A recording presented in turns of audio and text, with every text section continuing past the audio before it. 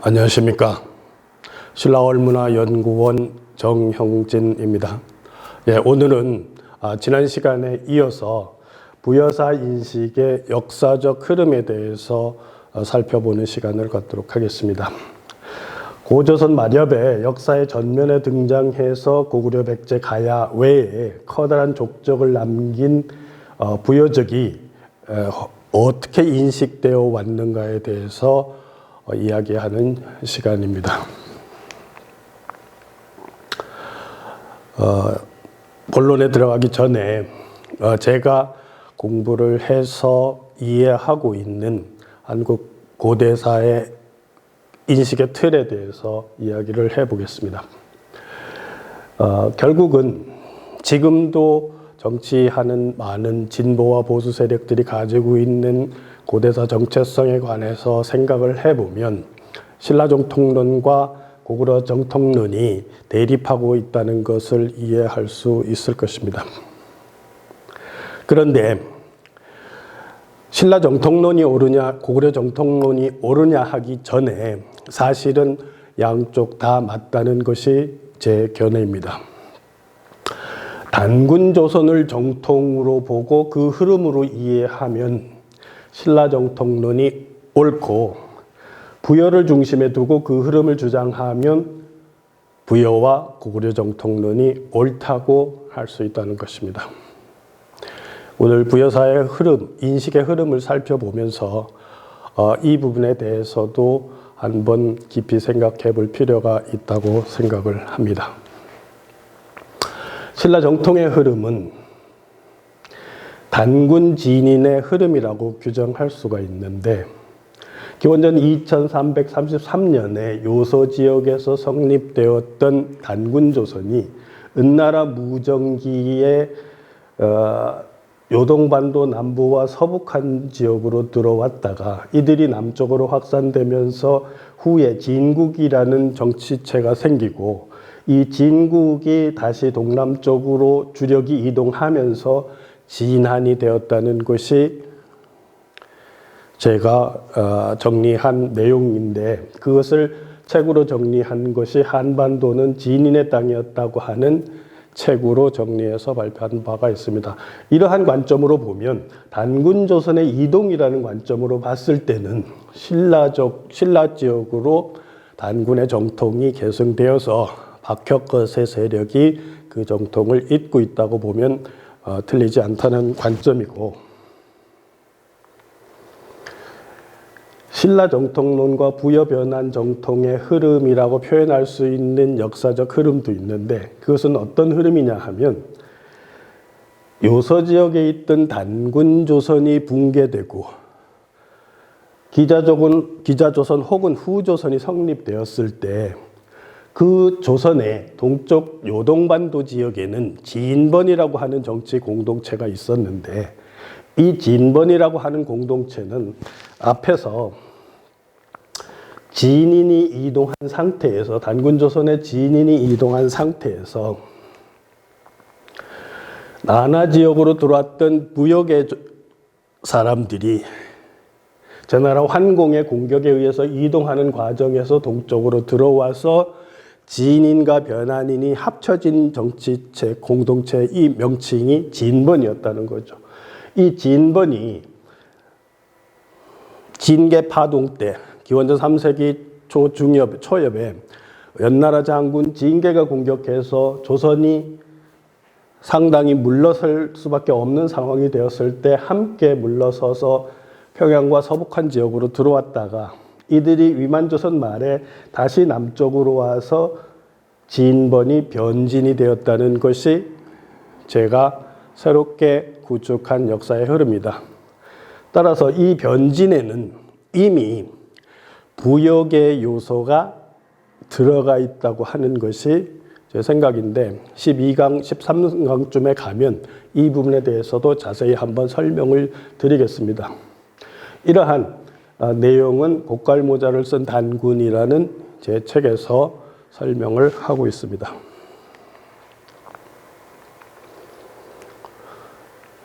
일부에서도 말씀드렸지만 저는 오늘도 살펴보면 알겠지만 이련부터 해서 이승유 해서 조선조 와서도 많은 사람들이 이종이나 이런 많은 사람들이 단군족과 부여족은 동일한 종족이라는 관점에서 부여는 단군의 후예라는 관점에서 역사를 서술하고 있는데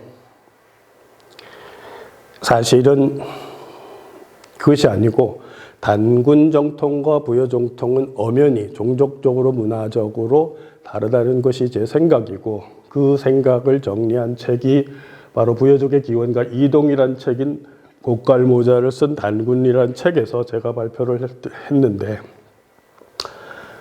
프리기아라 지금 터키 지역에 있었던 프리기아가 멸망을 하면서 이동한 세력이 나나 지역으로 들어왔다가 제나라 환공의 공격에 의해서 위쪽 고리국 쪽으로 올라간 사람들은 부여를 형성하고 고구려를 형성하고 백제로 이동하는 이런 맥을 이었다고 하면 좀 전에 말씀드린 대로 요동반도의 진번을 이루었던 사람들은 진번이 한반도로 들어왔다가 김해 지역까지 내려가면서 혹은 낙동강 서쪽으로 들어오면서 이 사람들이 진번이 변진이 되었다는 것이 제 관점이고 그 변진에는 이미 부여계의 문화와 그런 문화들이 이미 들어가 있었다는 거죠.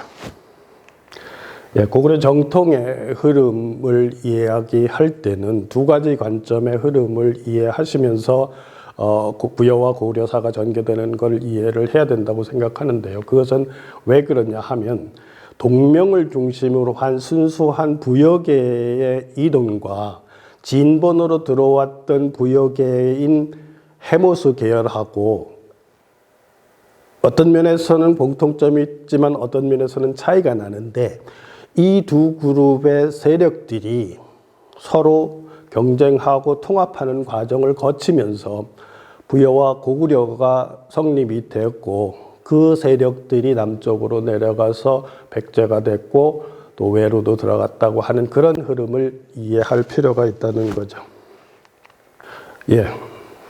총론을 한번 이야기를 하고 넘어가면 부여사가 우리의 관심 밖으로 벗어나게 된 근본적인 이유는 첫째는 부여가 비교적 일찍 고구려에 흡수되었기 때문이고 두 번째는 신라가 삼국을 통일하고 강역이 한반도로 한정되었기 때문이며 세 번째는 우리 역사를 삼국사기에서 삼국으로 한정해서 기록했기 때문이라는 거죠.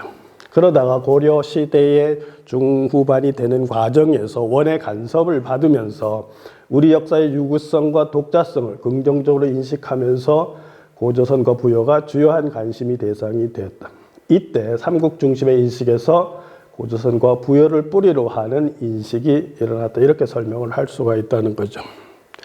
실제로 삼국이 통합하는 과정, 통일전쟁을 하는 과정에서 종국적으로 신라가 통합을 했지만 삼국이라고 하는 분립의식이 있었기 때문에 후삼국이라는 그런 상황이 벌어졌고 그것이 고려가 통합이 된 이후에도 많은 반란을 통해서 원심력으로 작동하고 있었는데 그러한 부분은 내부적인 상황이었다고 하면 원나라가 간섭하는 상황이 발생하면서 우리 내부를 통합할 수 있는, 통합해서 인식하고 통합해서 원과 대결하거나 원을 방어할 수 있는 역사 정체성을 찾으려는 그런 시도가 일어났고 그런 과정에서 고조선과 부여가 다시 관심의 중심에 들어서게 됐다. 이렇게 보면 크게 틀리지 않을 거라는 거죠. 그래서 그러한 시대적 분위기를 반영해서 이규보는 동명왕편을 지어서 고구려를 계승한 고려가 중국과 다른 독자적인 뿌리를 가진 성인의 나라로 출발했음을 강조하게 되고 그 다음에 한참 후에 이련이 삼국유사를 짓게 되고 이승효가 제왕운기를 짓게 되는데 이들 모두 고조선과 부여사를 정식으로 우리 역사에 편입하게 되는 거죠. 그 후에 부여사가 실질적으로 우리 역사에 편입되기 시작하는 것은 사실은 상당한 시간이 지난 후에 임진왜란 이후부터 다시 만주에 대한 관심이 높아지면서부터 부여사가 다시 관심이 높아지는 그렇게 해서 부여사를 연구하게 되는 상황이 발생했더라는 거죠. 일제강점기가 되면 신채호가 부여주종론이라고 해서 단군족의 모든 후예들이 부여와 고구려, 백제, 예, 동해, 옥저 뭐 이런 모든 나라, 한국의 조상, 한민족의 조상이라고 하는 모든 종족들이 다 단군족인 부여족의 후예라는 관점으로 정리가 되게 되면서 부여는 명실공히 한국사의 주인공인 것처럼 인식이 됐고, 그러한 민족계열의 정신이 해방 이후에도 계속 작동을 하면서 고구려 정통론이 신라 정통론보다 우위에 서는 그런 상황이 지금 벌어지고 있다고 말할 수가 있는 거죠. 그러면 고려 때 부여에 대해서 관심이 이련이나 이승유 말고 다른 분들이 관심을 가졌고 그러한 저작이 남아 있었느냐 하면 현재로서는 그러한 저작이 없었을 가능성이 높다고 말씀드릴 수 있습니다. 그 이유는, 그 근거는 조선 초 세종, 예종, 성종대의 국가에서 금서로 해서 수거한 유교의 경전이 아닌 텍스트들을 수거하는 과정, 특히 우리 민족 고유의 정신문화와 관련된 신선사상이라든지 혹은 풍수사상이라든지 이런 것들과 관련된 책들을 수거하는 과정에서 적혀있는 모든 목록을 봤을 때도 여기 보이는 고조선 비서 대변설 조대기 주남일사기 지공기 표훈 삼성밀기 삼성기 도중기 지리산 하사랑훈 또 수찬기 소 동천록 마술록 통천록 호중록 지화록 이런 도선 한도 참기 이런 것들이 있는데 여기에는 부여와 관련된 책은 없더라는 거죠. 세조의 아들인 예종 때도 수거를 했지만 이러한 책들을 수거했지만 여기에도 부여에 관련된 책은 보이지 않고 성종 때 이 책에 플러스해서 이러한 책들을 도선 참기, 명경수, 태일 금경식이라고 하는 책들을 추가해서 수거를 했지만 그러한 책들, 조선 초기에 나라에서 수거한 책들 속에 부여사에 관한 책들은 없더라는 거죠. 그래서 고려시대에 무슨 구삼국사에 있었던 부여에 관한 이야기들, 단군고기에 있었던 이야기들은 있었지만 그것은 이승유와 이련 스님에 의해서 제록이 됐고 기록에 남아있지만 그 외에 다른 텍스트는 없었을 가능성이 높다는 거죠. 그만큼 우리는 통일신라 이후 고려 때까지도 부여사에 대해서 크게 관심을 갖지 않았다는 것을 알 수가 있는 거죠. 그러면 기록상으로 보이는 부여사에서 기록 속에서 부여가 어떻게 새롭게 관심을 갖게 되며 누구에 의해서 언제 관심이 되었는지를 시대별로 한번 따져보면 제일 먼저 이규보가 동명왕편 서문에서 신의사관을 수용해서 신교의 나라로 출발했다는 것을 강조하고 있다는 거죠. 신의사관이라고 하면 흔히 말해서 지금 우리가 알고 있는 동명이라든지 단군이라든지 해무수라든지 주몽이라든지 박혁거세라든지 김할제라든지 뭐 김수로라든지 해서 그러한 보통 사람이 탄생하는 것과 다른 어떤 신이한 이적이 발생을 하고 그러한 이적과 함께 태어난 사람들이 창업을 했다고 하는 그러한 기록들을 수용하는 것을 신의사관이라고 할 수 있는데 그것은 우리가 신교의 나라였기 때문에 그러한 부분이 많이 기록으로 남아있는데 김부식은 그런 것을 공자가 괴력난신은 말하지 않는다는 그런 기준에 의해서 구삼국사에 있던 내용들조차도 삼국사기를 쓰면서 배제했었는데 그러한 신의사관을 다시 동명왕편에서 수용했다는 거죠. 내용을 보면 처음 동명왕의 설화를 동명왕의 설화를 귀신과 환상으로 여겼는데 그러나 연구를 거듭한 결과 귀신이 아니라 신이라는 것을 깨달았고 이것을 시로 쓰고 세상에 펴서 우리나라가 원래 성인지도, 성인이 세운 나라임을 널리 알리고자 한다 하고 저작동기에서 밝히는 거죠. 그러니까 동명성왕을 쓴 이규보는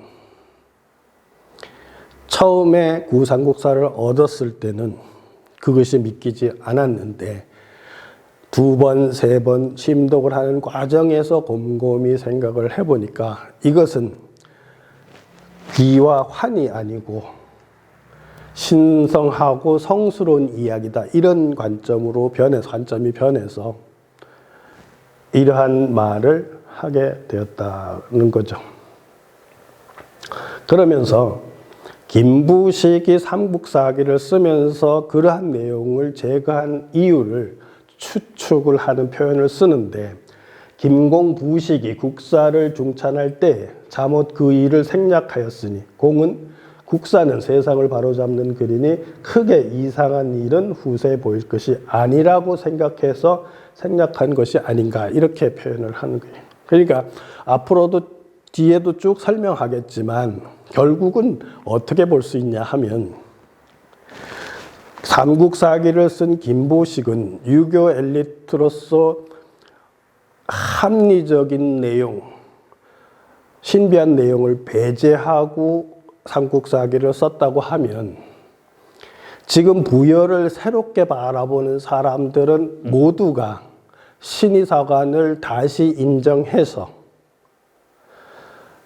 오래전부터 구삼국사나 단군고기에 전해오던 이야기들을 새롭게 역사 진실된 아니면 있었던 역사로 다시 인정을 하고 그러한 과정에서 부여사도 공이 새롭게 긍정적으로 받아들이게 되었다는 거죠.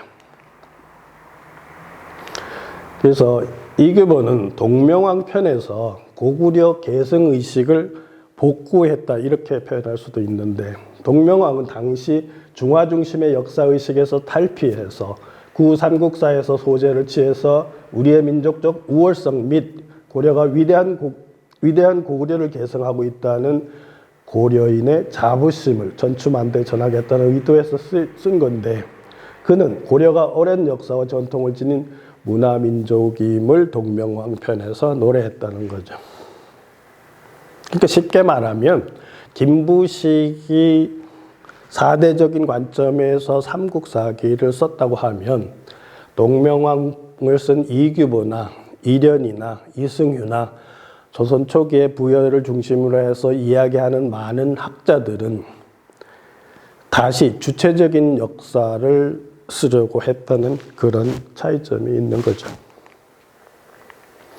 김부식의 진삼국사표를 보면 사실은 김부식이 구삼국사에서 신의한 것을 빼고 고조선 부여 이런 역사들을 빼고 삼국의 역사를 쓰게 된 것은 사실은 역사를 신라정통론의 관점에서 기술하고자 하는 그런 의도도 개입되어 있었는데 진삼국사표에서 뭐라고 얘기했냐면 우리 옛 기록은 문장이 거칠고 졸렬하며 사적 가운데 빠지고 없어져 임금의 착함과 악함, 신하의 충직과 간사, 국가의 편안함과 위태함, 인민의 다스려짐과 어지러워짐을 모두 드러내 후대의 권장계로 들이올 수가 없다. 이렇기 때문에 삼국사기를 다시 써야 된다. 이렇게 얘기를 하는 거죠.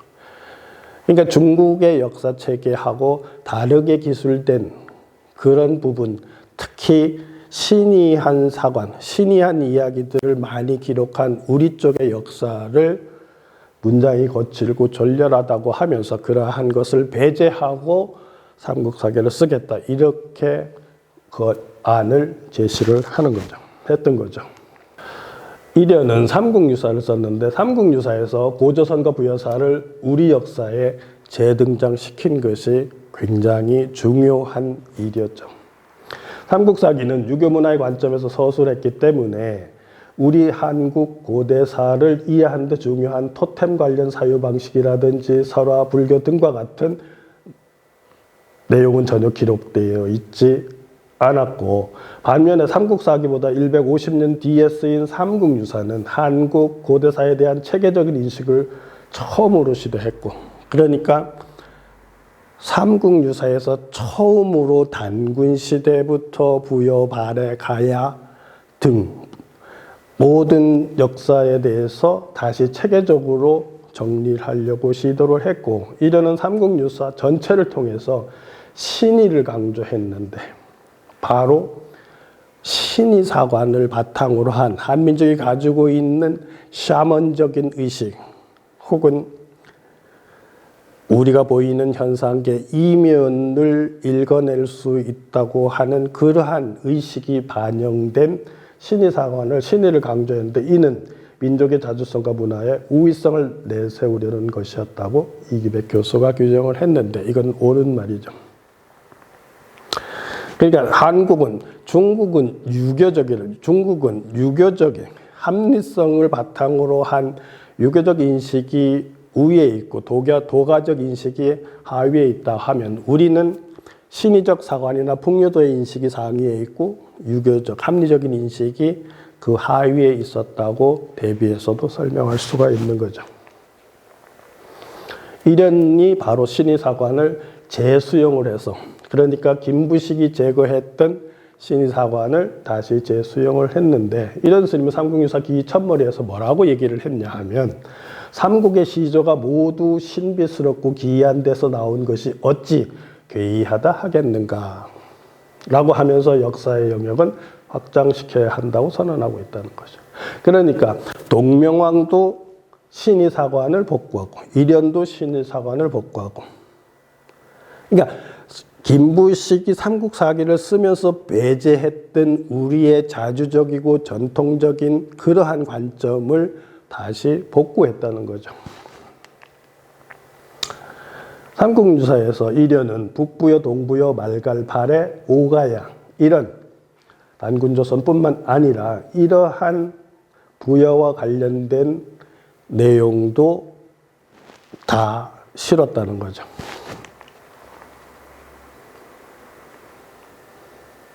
이련이 앞에서 한번 언급한 부분이 여기도 나오는데, 헤브루와 주몽은 단군의 후예라고 하는 내용을 기록을 해놨는데, 그러면서 결국은 부여는 단군족설을 제시한 거나 마찬가지인 거죠. 삼국유사 왕력 제1의 관점을 보면, 고려는 첫 임금인 동명왕이 갑신해에 섰는데 18세, 성은 고시였고 이름은 주몽이었고 또 추몽이라고도 하는데, 다 그가 바로 단군의 아들이라고 하는 관점이 있고, 삼국유사 고구려조에는 주몽에 대해서 내각주를 하기를, 문장 안에 각주를 치기를, 단군기에는 단군과 서하백의 딸과 친해서 아들을 낳으니 이름을 부르라 했다고 했다. 지금 위의 기록을 두 가지를 살펴보면, 해모수가 하백의 딸과 정을 통한 후 주몽을 낳았다고 했는데, 단군기에는 아들을 낳아 부르라고 했으니 부르와 주몽은 배다른 형제다, 이렇게 표현을 했어요. 기록을 남겼는데, 앞에서도 한번 언급했지만, 부여를 연구할 때 우리가 가장 기본적으로 인식해야 되는 것이 뭐냐 하면, 고리국에서 내려온 동명계 흐름과 진번과 관련된 부여인들이었던 단군계 부여라고 표현된 해모수 계통의 세력이 따로 있다가 이들이 고구려와 부여 영역에서 합쳐지면서 하나의 공동체를 형성했다는 관점을 분명히 인식하고 연구를 해야 된다는 거죠. 그 다음으로 이승휴는 제왕운기에서 단군정통론을 제기를 하는데, 책에서 한민족이 중국과 다른 요동의 별천지에서 독자적으로 살아왔다고 이야기를 하고, 제왕운기에서 우리 역사의 시작은 단군조선이라고 했으며, 신라, 고려, 남북옥조, 동북, 부여, 예맥은 모두 단군의 자손이다. 개 단군지 수야해서, 그러니까 이승휴는 부여라든지 고려라든지 남부곡절이라든지 동국부여라든지 예맥은 모두가 단군의 자손이라는 단군을 뿌리로 해서 다 파생된 사람들이라고 하는 그러한 단군 정통론을 제기했다는 거죠. 제왕 운기는 단군 신화를 역사화해서 단군 조선이 중국과 같은 무진년에 시작된 것으로 서술을 했고, 이후 만주 한반도에 출현한 나라를 단군과 체계적으로 연결시켜서 후예로 설명을 했다는 거죠. 이걸 후예로 설명을 했는데, 이승유는 단군 이래 모든 나라를 단군의 후손으로 계보하는 정통론을 처음으로 시작을 했다는 거죠. 단군 정통론을 처음으로 제기한 사람은 바로 이승휴가 제왕운기에서 했다는 거죠.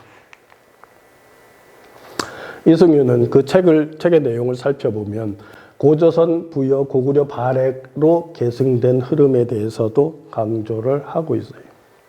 제왕운기에서 그는 부여의 부루, 고구려의 주몽전설을 서술할 뿐 아니라 발해를 고구려의 계승국으로 확인하고 있다는 거죠. 또한 그는 중국의 사신으로 오가면서 요하 지역에 큰 무덤이 있는데, 이 무덤을 현지 사람들이 부여 부마의 무덤이라고 하는 이야기를 듣고 당나라의 대학자였던 가탐의 저술을 인용하면서 부여와 고조선의 연계성을 기록도 하고 있다는 거죠. 나중에 신채호가 단군조정론을 내세우는데, 그러한 단군조정론을 내세우는 부여가 곧 단군족이라고 하는 그러한 단군조정론을 내세우는 시발점이 이미 이승유에서 나타나고 있었다는 거죠. 이승유 제왕운기 열국기에 보면 어떻게 표현이 되어 있냐면, 어느 것이 가장 큰 나라든고 맨 먼저 부여와 비류구를 일으켰고 다음으로 신라와 고구려가 있으며 남북의 옥저와 예맥이 다음이네. 이들의 임금은 누구의 후손이고 대대로 윤계통 단군에서 전승됐네 하면서 부여가 단군을 전승했다고 쓰고 있고, 또 발해기를 보면 발해를 우리 역사에 포함시켰는데, 고구려의 장소 대조영이 태백산 남녘성에 씩씩하게 근거 삼아 주나라 축천무 원년 갑신해에 개국하여 이름지어 발해를 일컬었네. 우리 태조 8년 을유년에 이르러 온 나라가 서로 이끌고 왕경에 내조하였는데, 이렇게 썼습니다.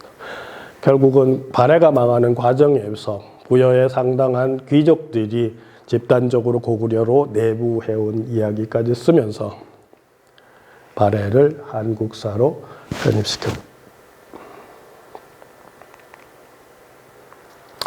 그런데 발해사를 장기적으로 봤을 때 가장 처음으로 깊게 연구해서 저작을 남긴 이는 바로 유득공이 발해구에서 그러한 작업을 했는데, 조선 후기가 되어서야 발해가 심도 있게 다뤄진다는 걸 알 수 있죠.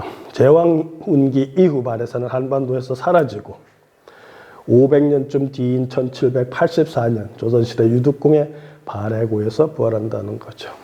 그런데 바로 이제 그런 문제, 발해가 실제로 제가 부여사를 강의하는 전체를 들어보시면 알겠지만, 제가 공부하고 분석한 바에 의하면 발해는 분명히 발해집인 나나 하류에 있었던 데를 뿌리로 한 부여계의 후예라는 것을 알 수가 있는데, 아쉽게도 고려에 기부한 많은 사람들, 고구려에 기부했다가 한 부여인들, 또 발해가 고구려에 기부했는데 이들에 대한 역사를 남기지 못한 것이 아쉽다고 하는 표현을 이우성 교수가 토로를 했는데, 어떻게 말씀을 하셨나 한번 보면, 고려가 발해 유민을 최대한 받아들이면서도 그 역사를 편찬해 준 일이 없고 발해는 무시되어 왔다. 그런 까닭에 발해의 옛 땅의 반환을 요구할 근거가 없어진 아쉬움이 있다. 이런 표현을 했어요. 그러니까 실제로 발해 주민들, 귀족들 주민들 상당수가 고구려로 내부를 했는데도 불구하고 그들의 역사 기록을 남기지 못한 것이 상당히 아쉽다 이런 이야기죠. 물론 단기고사라고 하는 발해 대조영에 썼다고 하는 발해 역사가 있지만 이 부분은 아직은 논쟁이 있는 부분이니까 앞으로 더 연구를 해봐야 될 부분이라고 생각을 합니다. 그 다음에 조선 초기 부여사 인식으로 들어가서 한번 이야기를 해보면 조선 초기 동국통감에서는 기자, 사만, 신라, 백제로 이어지는 남방계 문화와 단군, 고구려, 발해로 이어지는 북방계 문화가 비교적 동등하게 서술되어 있는데 동국통감에는 그러나 부여에 대한 서술은 찾을 수 없다는 거죠. 그들은 대개 부여보다는 고구려에 관심을 기울였다. 그러니까 조선 초에 쓰여진 동국통감에는 고구려에 대한 관심은 높으면서도 부여가 빠져 있었다는 거죠. 16세기로 들어가면 조여적이라고 하는 도선수를 공부했던 사람이 쓴 청학집에 부여에 대한 얘기가 나오는데 단군에게는 부로, 부여, 부서의 네 아들이 있었다. 이런 표현이 있는 것을 찾아볼 수가 있습니다. 그 다음에 임진왜란 이후 17세기부터 다시 부여사가 재인식된다는 것을 알 수 있는데 광해군 때의 인물인 조정이란 사람이 편찬한 동사보유라고 하는 책에는 북부여와 동부여에 대해서 서술하고 있는데 이것이 이련 이승효가 부여사에 대해서 관심을 가진 이후 다시 역사책에서 북부여, 동부여에 대한 관심을 갖는 최초의 서적이 되는 거죠. 이게 상당 기간 부여가 다시 관심 밖으로 멀어졌다가 17세기부터 다시 부여사가 관심권으로 들어왔다 이렇게 말할 수 있는 거죠.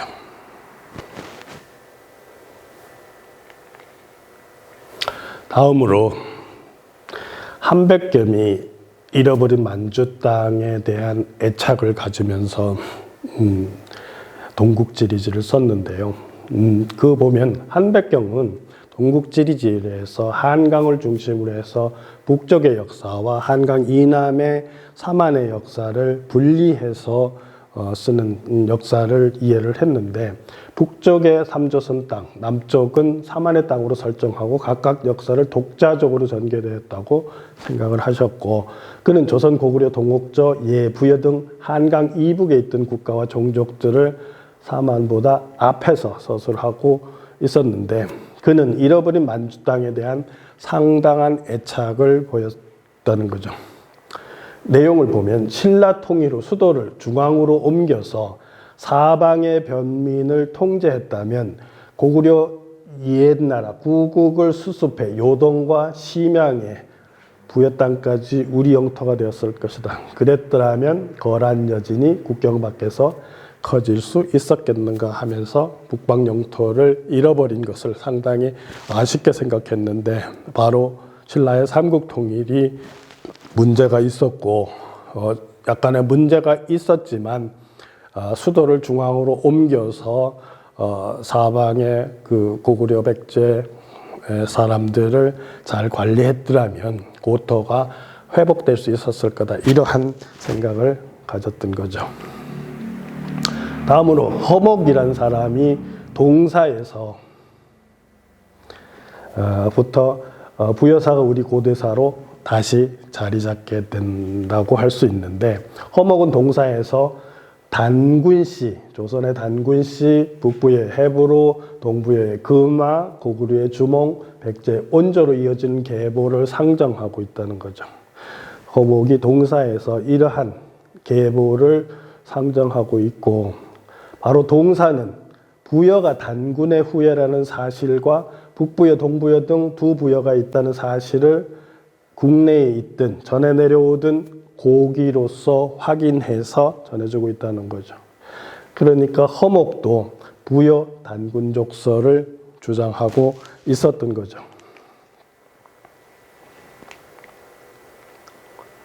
그 다음으로는 실학자들의 부여인식을 간편하게 살펴보면 가장 대표적인 인물이 이종희라고 하는 분인데, 이종희는 동사에서 만주 중심의 역사관을 펼쳐서 훗날 신채호에게 영향을 주었다고 이렇게 평가할 수 있는데, 고구려를 중심에 둔 그의 고대사 인식은 민족주의 사학의 전사라고 하는 지적도 있을 정도로 이종희가 바로 북방사에 대한 관심이 상당히 컸고 고구려 중심의 역사를 기술하고 있었다는 거죠. 이종희는 단군의 혈통이 부여, 고구려, 백제, 예맥, 옥저, 비류, 발해 등으로 이어졌다며 혈통의 단일성을 부각하고 단군일의 신교의 흐름이 있다는데 굉장히 주목을 하고 있었다는 거죠. 그러니까 신채호에게 가장 영향을 준 사람이 바로 이종인데, 두 가지 관점에서 첫째는 만주 중심의 역사관을 통해서 부여 고구려 중심의 역사를 쓰는 거고, 또 다른 한 가지가 바로 단군일의 신교의 흐름이 있었다고 하는 점인데, 신채호는 이 부분을 난가정신이라고 해서 우리 고유한 정신문화를 이야기하게 되는 거죠. 그래서 이종희는 동사에서 뭐라고 얘기하냐 하면, 신라에서는 박격거세부터 소지왕 때까지, 그러니까 기원전 57년부터 500년까지 중국에서 도교가 들어오지 않았는데도 신라에서는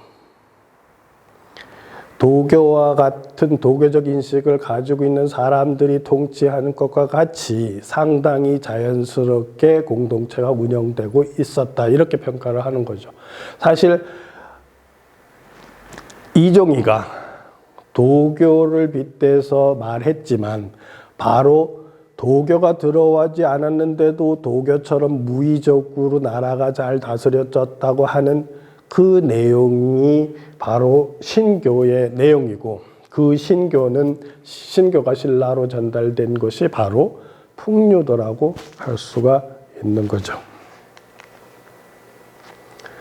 이종희 역시 한국사의 주역은 단군족이라고 이 얘기를 했다는 거죠. 이종희는 동사 부여세가와 신사지에서 부여 고구려 계통의 역사가 단군을 계승한다고 보고는 역사서술의 중심을 부여 고구려 체계로 옮겼고, 그는 부여를 대국으로 보고 그 부여의 후예가 고구려 백제를 세우고 고구려의 후예가 발해를 세웠다고 보았기 때문에 한국사의 주역은 단군족일 수밖에 없는 거죠.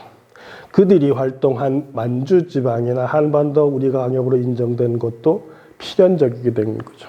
그러니까 이러한 이종희의 역사관을 계승한 사람이 바로 단제 신채호였다고 할 수 있다는 거죠.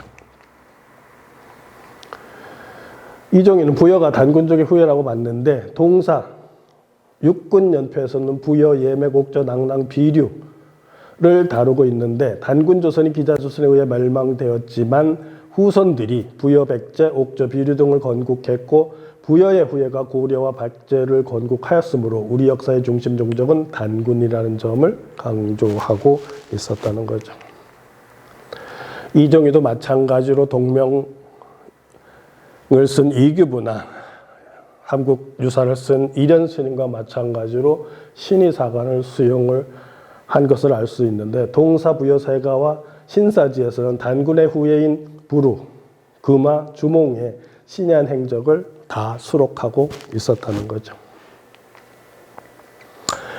우리가 잘 아는 정약용이라고 하는 대학자가 있는데, 다양한 분야에서 많은 저술을 남겨서 우리가 그분의 그 학문적 열정과 그분의 제안한 많은 그 경세에 대해서 존경하고 따르고 있지만, 역사에서 많은 조금은 문제가 있었던, 역사 인식에서 많은 조금은 문제가 있어 동시대인들에 비해서 할 수 있는데, 그는 반도사관을 주장을 했고, 그러니까 단군조선부터 우리의 역사가 한반도 내에서 이루어진 것으로 이해를 했고, 또 부여와 고구려를 형성한 예맥족이 아주 천한 종족이다, 이런 표현까지도 할 정도로 역사에 대해서는 조금은 무지한 유교 엘리트였다고 평가할 수도 있는데, 정약용은 그의 책 아방강역고에서 고대사의 중심지를 반도로 보았고,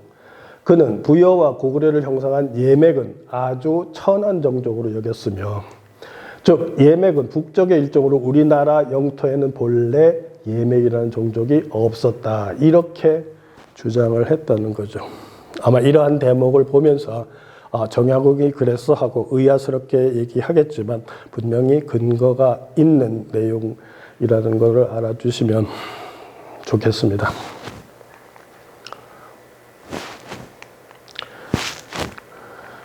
그 다음에 한진서라는 사람이 단군과 부여의 혈맥 관계를 부인했는데, 한진서라는 사람은, 한진서는 해동 역사 지리구에서 단군과 부여의 혈맥 관계를 부인했는데, 그는 이야 석지 이순의 주에서 동북 구이 중에 다섯은 부유이다고 한 이 부유를 부여로 인식한, 어쩌면 한국 사람으로서는 최초의 사람일 수가 있는 거죠. 후에 최남선이라든지 많은 사람들이 저것이 부여라고 인정을 하게 되죠. 산해경 대왕북경에 나오는 부려국이라고 나오는데, 이 부려국도 부여를 가리킨다고 논중한 최초의 사람이라고 할 수 있죠. 그래서 실제로 산해경 대왕북경에 보면 유호 부려지국 이렇게 표현이 되어 있는데, 부여가 호라는 기록이죠. 호 부려지국, 유호 부려지국 있는데 성이 열시며 기장을 먹고 산다. 유호 부려지국, 열성 서식 이렇게 돼 있죠. 부려지국 정인보 최남선은 부여국으로 보고 있고, 그럴 경우 유호 부려지국으로 끊어서 읽는 것이 타당한데, 즉 호인들의 나라가 있는데 부여국이다 라고 해석이 되는 거죠. 이건 제가 다른 데서 이야기하던 부분인데, 다음에 한번 다시 또 이야기하게 되겠지만, 산해경에서는 분명히 부여를 호인이라고 하고 있다는 거죠. 예맥이라고 하지 않고 호인이라고 하고 있다는 거죠. 기억해 두시면 다음에 이야기할 때 생각이 다시 떠오를 거라고 생각이 됩니다.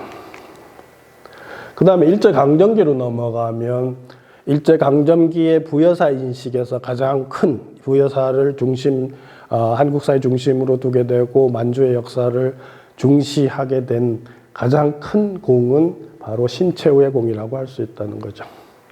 부여사가 북방 중심의 고대사 인식 체계에서 중요한 왕조의 역사로 자리 잡은 것은 일제강점기 신채후의 공이 가장 크고, 신채후는 독사신론에서 뭐라고 얘기했냐면, 부여족은 즉 아신성 종족 단군 자손이 시하라. 부여족은 우리의 신성한 종족인 단군의 후손인 바로 그들이다. 4천제 동토의 주인공들, 4천년 동토, 동북지역의 주인공된 자라, 이렇게 하면서 부여족을 단군이 개성하며 진정한 중심 종족으로 보았는데, 또 다른 표현으로는 4천년 동국 역사는 바로 부여족의 성세소장의 역사니라, 이렇게 얘기했죠.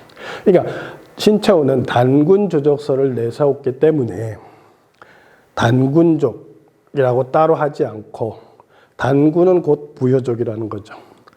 부여족이 한민족의 뿌리이면서 그 이후에 나온 부여, 고구려, 말갈, 발해, 고구려, 고려, 동예 이런 모든 종족들이 사실은 다 단군족인 부여족의 후예다, 이렇게 규정을 하셨던 거죠. 결국은 신채후는 일제강점기에 나라를 빼앗긴 입장에서 중국에 가서 독립운동을 하시면서 만주를 수복해서 새로운 나라를 건설하고 싶은 그러한 열망이 있었던 거죠. 신채후 이렇게 부여족 주종론을 내세운 것은 부여족이 살던 만주를 근대 국가의 영토로 수복하고, 당연히 주권을 침탈한 진화족, 일본족 등 객족을 접대해 근대 민족 국가를 세워야 한다는 요청 때문에, 이러한 요청에 맞는 역사 정체성을 확립하기 위해서 단군 주족은 부여 주족론이라고 하는, 단군 주족론이 부여라고 하는, 단군이 부여시라고 하는, 단군이 바로 부여 계통이라고 하는 그러한 부여 주족론을 내세우면서 고구려 중심의 역사, 부여 중심의 역사를 서술을 하게 되었던 거죠. 신채후의 부여 고구려 중심의 한국 고대서 정립은 앞에서도 말씀드렸지만 바로 이종희의 영향을 받았다고 할 수 있는 거죠. 신채후는 대단군 왕검의 후예가 신조선에서 부여와 고구려로 연결되었다고 생각을 했고, 신채후가 부여 고구려 중심의 우리 상고사가 이어진다고 본 것은 대개 이종희의 영향이라고 할 수 있다. 신채후는 이종희가 미처 정립하지 못한 부여 고구려 중심의 한국 고대사를 고증과 논리상의 무리를 무릅쓰고 체계화하려고 했던 것이다. 송호정 교수가 말을 한 건데, 강단사학계에서 신채후를 굉장히 비하하고 비난하는데, 이러한 입장은 긍정을 하는 거죠. 이러한 관점. 그러니까 이종희의 민족사관을 계승을 해서 만주에 있었던 우리 조상들의 역사를 재정립함으로 해서 만주를, 고토를 회복하고자 하는 그러한 열망을 역사책에다 담았던 거죠. 신채후는 북방 부여 중심 고대사 체계를 갖췄다, 이렇게 말할 수 있는데, 신채후는 삼국과 통일신라에 묻혀서 빛을 보지 못하던 부여, 가야, 발해에 대한 재조명을 했고, 그에 이르러서 비로소 북방 부여 중심의 고대사가 체계를 갖췄다고 할 수 있다, 이렇게 설명할 수 있는 거죠. 그러니까 지금도 고구려 중심, 고구려 정통론에 많이 경도되어 있다고 생각을 하는데, 사람들이 바로 이러한 과정을, 오늘 부여사의 인식의 흐름을 보면 어떻게 해서 발생해서 누구에 의해서 정점으로 정립이 되고 그것이 현재까지 영향을 미치고 있는가 하는 그런 관점을 아마 이해하실 수 있었을 거라고 생각을 합니다. 그래서 일제강점기에 나온 민족계열의 역사책을 보면 바로 대부분 신채후의 견해와 유사한 부여주족서를 내세우고 있다는 거죠.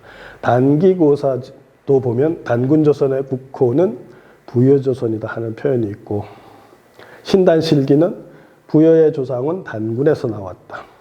신단민사는 조선의 국호가 부여로 변칭되었다. 이렇게 해서 결국 일제강점기가 되면 대부분의 역사학자들이 부여주족론을 따르고 인정하고 부여가 한민족의 중심 종족이라고 하는 그런 관점들을 제시하고 있다는 거죠. 그러면 한 가지 짚고 넘어갈게. 단군과 부여의 혈맥 관계를 앞에서 살펴볼 때 많은 사람들이 긍정했지만 몇몇 분은 부정을 했는데, 그 두 그룹을 한번 정리해서 말씀드리면, 한백겸은 부여와 단군의 관계를 인정하지 않았고, 한백겸, 안정복, 정약용, 한진서, 이 사람들은 단군과 부여의 혈맥 관계를 부정한 대표적인 학자들이라는 거죠. 단군과 부여의 혈맥 관계를 긍정한 사람들 정리해보면, 이련은 삼국유사에서 헤브루와 주몽이 단군의 아들이라고 하면서 단군과 부여를 연결을 시키고 있고, 제왕운기에서는 신라고래, 남부곡조, 동북부여, 예맥 등은 조선반도가 전부 그 치하에 들어가 있다. 그게 단군지수라. 그래서 한반도와 만주에 있었던 거의 대부분의 나라들이 결국은 단군의 후예라고 주장을 하고 있었고, 세종실록 지리지에서 인용한 단군 고기에서 뭐라고 얘기했냐면, 단군과 비서가 화백의 딸이 결혼해서 부르를 낳았다고 해서 단군 고기라는 책에서도 단군과 부르를 연결을 하고 있다는 거죠.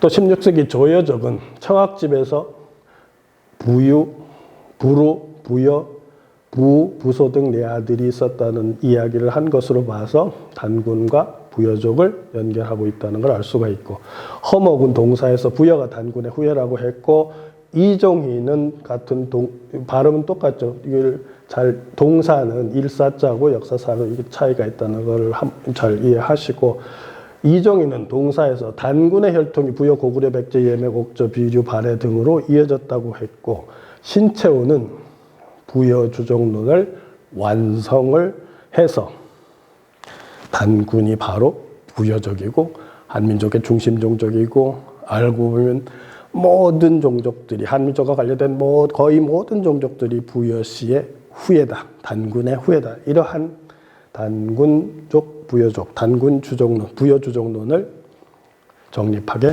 되었던 거죠.